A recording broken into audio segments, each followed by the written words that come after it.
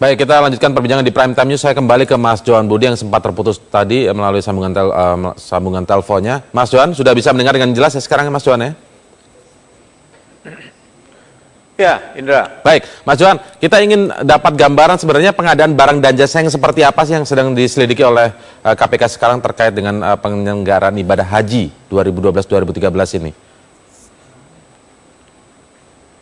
Ya, kalau berkaitan dengan penyelenggaraan haji tentu banyak item pengadaan barang dan jasa ya. Di antaranya misalnya soal pondokan haji, kemudian soal catering, kemudian juga bisa juga transportasi misalnya. Nah, ini dihimpun dalam sebuah penyelidikan, tetapi yang sedang diselidiki oleh KPK adalah yang anggaran tahun 2012 dan 2013 ya. Baik, saya mungkin bisa langsung ke Pak Anggito. Pak Anggito tadi disebutkan oleh Mas Johan Budi begitu bahwa ini anggaran 2012-2013. Apakah ini kan artinya mungkin Pak Anggito sudah ada di Kementerian Agama. Ada yang janggal tidak dari hasil evaluasi Anda tentang penyelenggaraan ibadah haji 2012-2013 ini?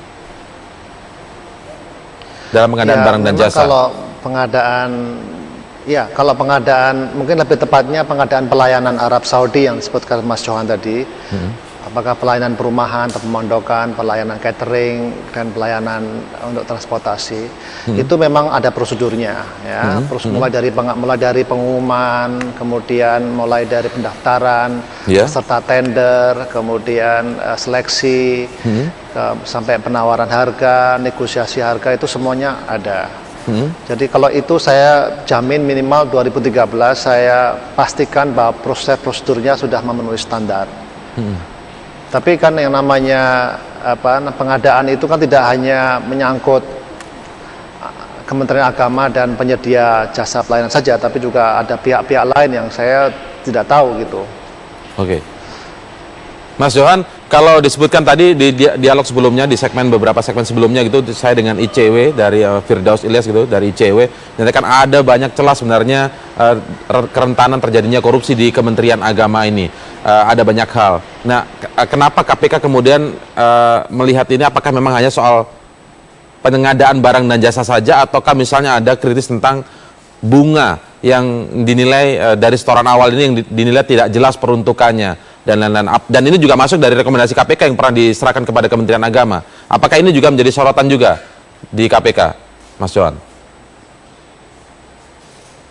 Jadi gini, perlu dijelaskan ya, bahwa sebenarnya yang masuk ke pengaduan masyarakat berkaitan dengan pelaksanaan haji memang banyak hal ya, yang sedang ditelaah oleh pengaduan masyarakat. Nah, dari hasil telaah itu kemudian KPK paling tidak sampai hari ini menyimpulkan bahwa ada dugaan terjadi penyelewengan dalam kaitan dengan penggunaan anggaran 2012 dan 2013 ya. Apakah informasi atau laporan lain kemudian disimpulkan tidak ada?